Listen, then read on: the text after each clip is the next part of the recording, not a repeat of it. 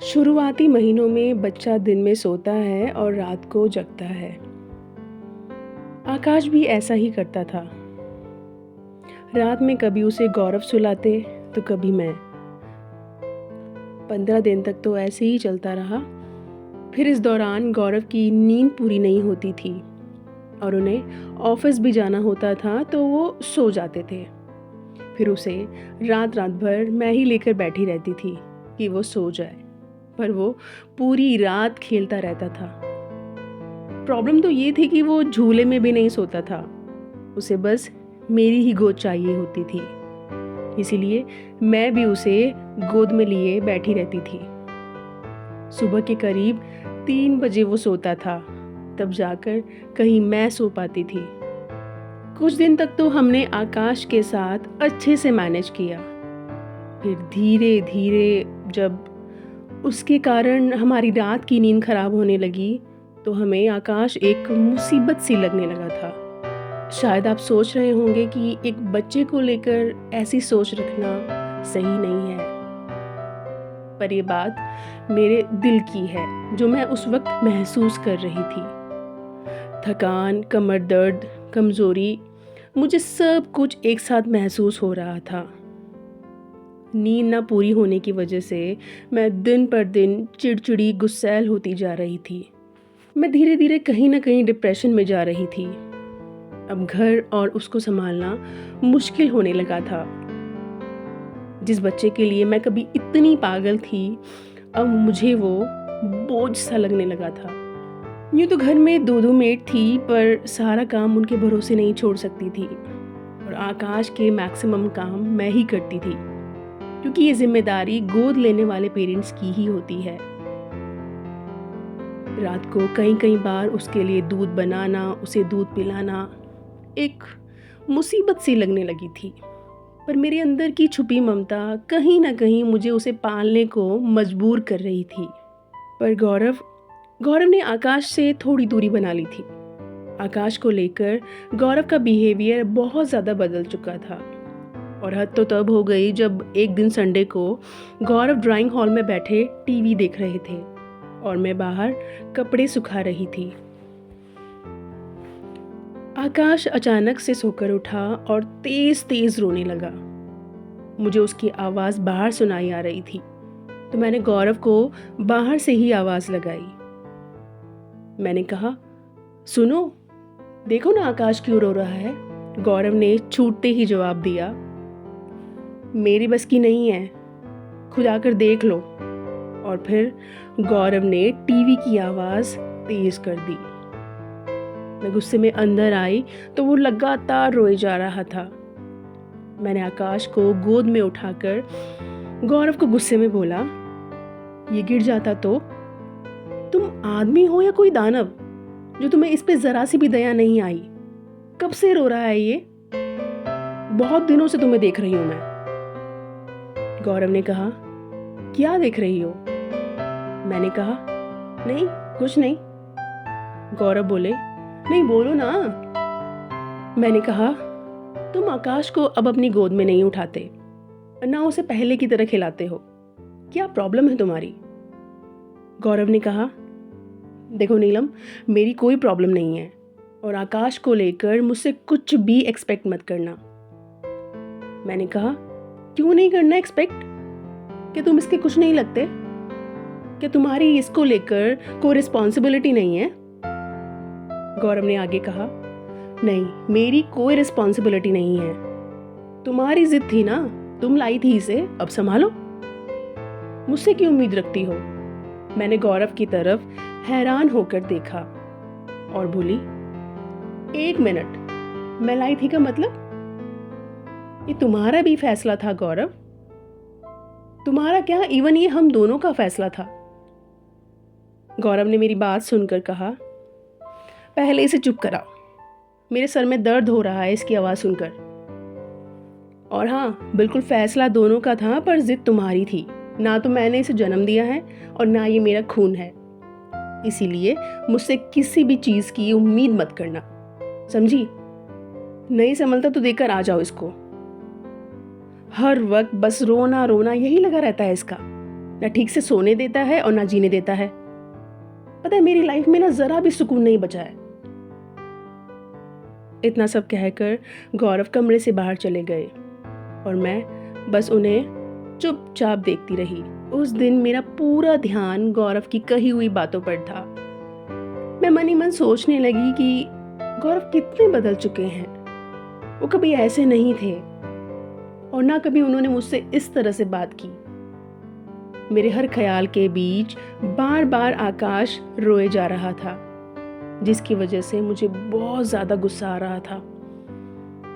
इसीलिए मैंने उसे धीरे से बिस्तर पर पटक दिया तो वो बहुत तेज तेज रोने लगा। उसे देखकर मैं भी रो पड़ी। मैंने उसे रोते रोते तुरंत गोद में उठाया और कसकर सीने से लगा लिया और देखा कहीं उसे चोट तो नहीं लगी। मैंने उसके और अपने आंसू पोंछकर आकाश का दूध बनाया और उसे दूध पिलाया। दूध पिलाते पिलाते मैं बार बार गौरव की कही बातों पर विचार करने लगी। उस दिन मेरा दिल गौरव की तरफ से बहुत ज्यादा उदास था। मैंने कभी नहीं सोचा था कि गौरव इतने निर्दयी होंगे। मेरा कभी ध्यान गौरव की कही बातों पर जाता तो कभी मैं आकाश के बारे में सोचकर परेशान हो जाती। एक तो गौरव का बिहेव, दूसरा आकाश के साथ एडजस्ट करना और तीसरा मेरी मेंटल हेल्थ। ये सारी चीजें लगातार मुझे तोड़ रही थी। अपने लिए तो जैसे मुझे फुर्सत ही नहीं थी। ऐसा लग रहा था कि जैसे मेरे गले में कोई हड्डी फंसी हो। जब मैं नहाने जाती वो उठ जाता, जब मैं खाना खाती तो वो पॉटी या सूसू कर देता, जब मैं अपना कोई काम करती वो गला फाड़ फाड़ कर रोने लगता। मैं हर एक सेकंड बस यही सोचती कि काश कोई आकाश को संभाल ले तो मैं 2 घड़ी चैन की नींद सो लूं। मैं बार बार यही सोचती थी कि इससे अच्छा तो मेरी जॉब ही थी। बेशक बच्चा नहीं था पर जिंदगी में सुकून तो था। अच्छी खासी जॉब को छोड़कर मैंने खामखा इस बच्चे को गोद लिया। क्या मुसीबत पाल ली है मैंने। और गौरव, वो सही कहते थे। क्या वो लोग नहीं जीते जिनकी औलाद नहीं होती। मैंने क्यों गौरव की बात नहीं मानी। कितनी गलत थी मैं। कई बार हम खुद के बच्चे से ही फ्रस्ट्रेट हो जाते हैं और वो तो फिर भी गोद लिया हुआ था। जो प्यार और ममता मेरे अंदर आकाश को लेकर पहले थी वो अब धीरे धीरे खत्म हो रही थी। मैं चाहकर भी आकाश को अपना नहीं पा रही थी। इसीलिए मैंने एक दिन थक हार कर फैसला कर ही लिया कि मैं अब आकाश को पाल नहीं पाऊंगी। मैंने इस बारे में रीमा से बात करने के लिए उसे अपने घर पे बुलाया। वो अंदर आकर बैठी ही थी कि मैंने रीमा को एकदम से गले से लगा लिया। रीमा ने आकाश को गोद में उठाकर पूछा, क्या हुआ नीलम? मैंने रोते हुए कहा, कुछ नहीं। फिर मैंने एक लंबी सांस अपने अंदर खींचकर उसे सारी बात बताई। मैंने रीमा से कहा कि ये बच्चा मुझसे संभाला नहीं जा रहा है। लाइफ हेल हो गई है मेरी। मैं इसे पता नहीं क्यों अपना नहीं पा रही हूँ। रात रात भर इसके लिए जागती हूँ, इसके लिए दूध बनाती हूँ। मैं हर दिन मेंटली डिस्टर्ब हो रही हूँ यार। मैं क्यों इसके लिए इतना सेक्रीफाइस करूँ? मेरी पहली वाली लाइफ बहुत अच्छी थी। देख देख मुझे कैसी हो गई हूँ मैं। और गौरव तो ऐसा बिहेव करते हैं जैसे इसे जानते ही नहीं। तुझे पता है हम दोनों के बीच कभी लड़ाई नहीं हुई, पर अब इस बच्चे की वजह से गौरव और मेरी हर दिन लड़ाई होने लगी है। मेरी सारी बातों को बड़े ही ध्यान से सुनकर रीमा बोली, तू पागल हो गई है क्या? ऐसा क्यों बोल रही है? क्या हो गया है तुझे? और इसमें भला इस बच्चे की क्या गलती? आकाश मेरी तरफ लगातार देखा जा रहा था। रीमा ने मुझे चुप करके आगे कहा, नीलम तू औरत होकर ऐसा बिहेव कर रही है इसके साथ। क्या गलती है इसकी? सिर्फ इतनी ही कि तूने इसे गोद लिया है। बच्चा है यार ये, थोड़ा टाइम दे, सब ठीक होगा। और बड़ा होगा तो डे केयर में डाल देना। मैंने कहा, डे केयर में अभी थोड़ी जाएगा ये, अभी वक्त पड़ा है यार, दिक्कत तो मुझे अभी हो रही है। आकाश तेज तेज रोने लगा, जैसे उसे भी समझ आ गया हो कि मैंने कितनी गलत बात बोली है। जिस तरह से वो रो रहा था, मुझे जैसे कोई फर्क ही नहीं पड़ा हो।